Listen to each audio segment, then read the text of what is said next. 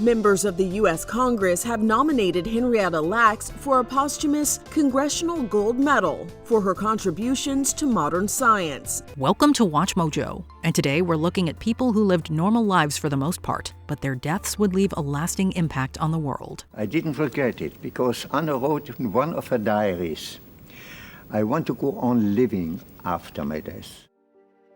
Mohamed Bouazizi. For 2 years, the Arab world found itself at the center of widespread government protests and rebellions known as the Arab Spring. The Tunisian Revolution is viewed as one of the more successful movements, ignited by the self-immolation of vendor Mohamed Bouazizi. A poor 23-year-old Tunisian vegetable seller, probably the person who changed the world the most in 2011. On December 17, 2010, an officer confiscated a produce cart from Bouazizi, who had no other source of income. It wasn't the first time the authorities had harassed Bouazizi, who'd take his grievances to the government. After being turned away, Bouazizi returned, covered in gasoline, and set himself ablaze. His cousin, in the meantime, used his mobile phone to start filming the protests which developed outside the governor's office. By January 4th, Bouazizi succumbed to his injuries. His death was a driving force behind the revolt against President Zine El Abidine Ben Ali, who fled the country after over 20 years in power. He had ambitions that he never achieved. He wanted to get married and have some money to take care of his mother and family. Kanka. She was just a normal 5-year-old. The whole country would know her name 2 years later. We're told from a young age never to talk to strangers. Of course, even the person who lives across the street isn't always what they seem. In July 1994, Jesse Temendekwas inquired if young Kanka would like to see his puppy. Kanka entered Temendekwas's home and was never seen alive again. It wasn't until after Kanka's murder that her parents learned Temendekwas was a predator with 2 convictions already on his record. Temendekwas pled guilty and received the death penalty, although his sentence was changed to life without parole amid new legislation. He was convicted and sentenced to death. New Jersey abolished the death penalty in 2007. He's serving a life sentence. To help ensure nothing like this could happen again, Kanka's parents championed what became Megan's Law, requiring information about registered sex offenders to be available to the public, specifically those living nearby. It was Megan's legacy. It's what she left behind. Amber Hagerman. In January 1996, Ricky Hagerman returned to his grandfather's home while his sister Amber continued to ride her bike in a parking lot. When Ricky and his grandfather went looking for Amber, all they found was her bike. Please, she's just an innocent child, please.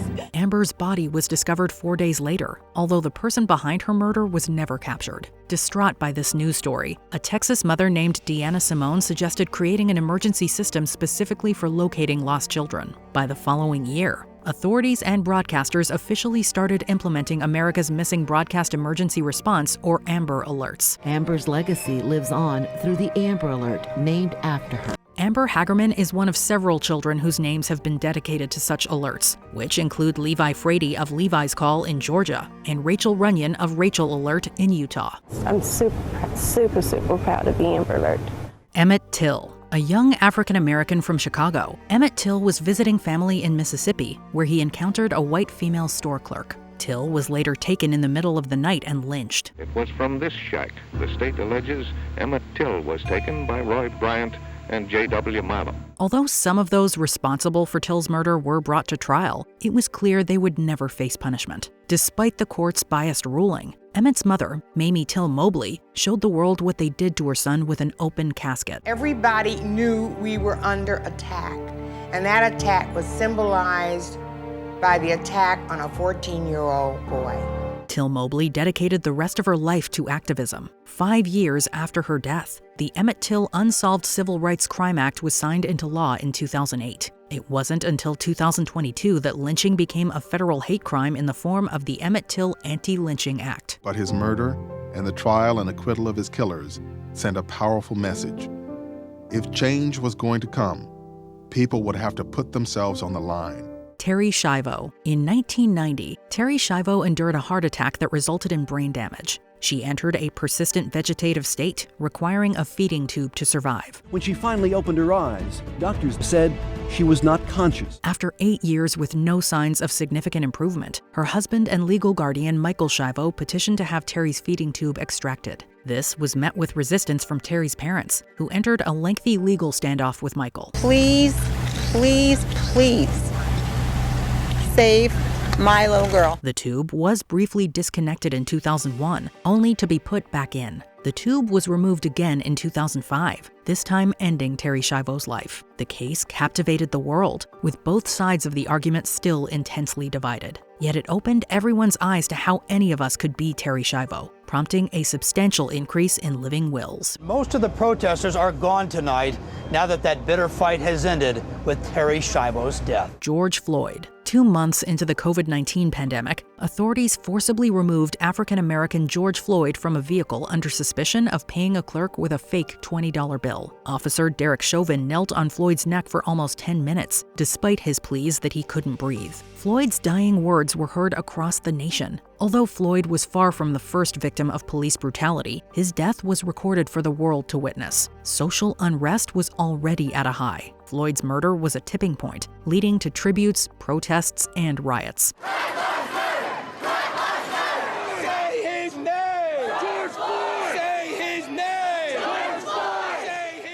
Chauvin was ultimately convicted of murder and manslaughter, while the other 3 officers involved also faced legal consequences. Chauvin showed no emotion as the judge told him his fate. Floyd's death has led to numerous policy changes and an ongoing push for police reform. I think it's extremely important for people, to not forget. Elizabeth Short. To those who knew her, Elizabeth Short was a young woman originally from Massachusetts. To history, she'll forever be remembered as the Black Dahlia. A vibrant young woman growing up in a dark, drab time. Short received this moniker after her butchered body was discovered in a Los Angeles vacant lot. She had recently moved to California, where her estranged father lived. Short reportedly had aspirations to be an actress, but only in death would she achieve the role of a lifetime. This was a huge story in 1947. It was headlines for 30 days straight. Even decades later, Short's unsolved murder remains one of the most infamous stories in Hollywood, inspiring various dramatic works. Her death could be seen as a forerunner to the modern true crime genre, dominating headlines and sparking conspiracy theories long before the internet, podcasts, documentaries, or cable news spotlighted the public's fascination with murder. She was a very nice person. She was not just beautiful outside, she was beautiful inside. Anne Frank. In the background of Anne Frank's childhood, Nazi evil was rising and spreading. Frank's life with her loving family was intermittent in 1942, forcing them into hiding for almost 2 years. The Franks were discovered and arrested in 1944. Only the family patriarch, Otto Frank, emerged from the Holocaust alive. In the aftermath of World War II, Otto retrieved one of the few remaining pieces of his youngest daughter, her diary. Outside, things are terrible day and night, she wrote in January 1943. He published the diary, which not only serves as a tribute to Anne, but the roughly 6 million Jewish people who were murdered. I only learned to know her really through her diary. At a time when many were indifferent or ignorant of the atrocities taking place in Europe, Frank left behind an eye-opening personal account that echoes throughout history. Anne Frank's diary remains one of the most widely read books across the globe. Henrietta Lax. In October 1951, cervical cancer claimed the life of Henrietta Lax, who, like many people of color at the time, had limited healthcare options. Lax's gravestone describes her as, quote, a phenomenal woman, wife, and mother who touched the lives of many. For decades, though, Lax's grave was unmarked and her contributions to medicine were largely unrecognized. This included her family, who were not aware that Lax's tumor had been biopsied. Before treating her tumor, her doctor just cut a little piece and put it in a dish. Unbeknownst even to Lax, her cancer cells were used to create an immortalized cell line that came to be known as HeLa. This paved the way for medical breakthroughs that continue to save lives. Basically, almost all of the vaccines we take today can be traced back to research with her cells. Yet Lax's treatment has triggered a wider discussion about discrimination, a lack of consent, and a legacy nearly lost. Henrietta died never knowing how important her cells would be. Before we continue, be sure to subscribe to our channel and ring the bell to get notified about our latest videos. You have the option to be notified for occasional videos or all of them. If you're on your phone, make sure you go into your settings and switch on notifications. Kitty Genevese, 911. It's a 3-digit number that saved countless lives. Up until the 60s, though, Americans had to either dial a 7-digit number or call an operator to report an emergency. Kitty Genevese became a catalyst for change when she was murdered at the hands of Winston Moseley, who had followed her back to her apartment. The fact that she was able to walk after the initial attack probably led people to believe they didn't have to call the cops. After almost 30 minutes of torment, Genevese was discovered by her neighbor, although she died before making it to the hospital. While there were conflicting reports on how many people heard Genevese and alerted the authorities, the slow response to her attacks and subsequent death served as a wake-up call. 4 years later, 911 was introduced, soon becoming the new standard for emergencies, and not just in the U.S. She will always be remembered for what people didn't do to help her. Can you think of any other normal people who changed the world in death? Let us know in the comments. We are so happy that finally the world is getting to know all about Henrietta Lax.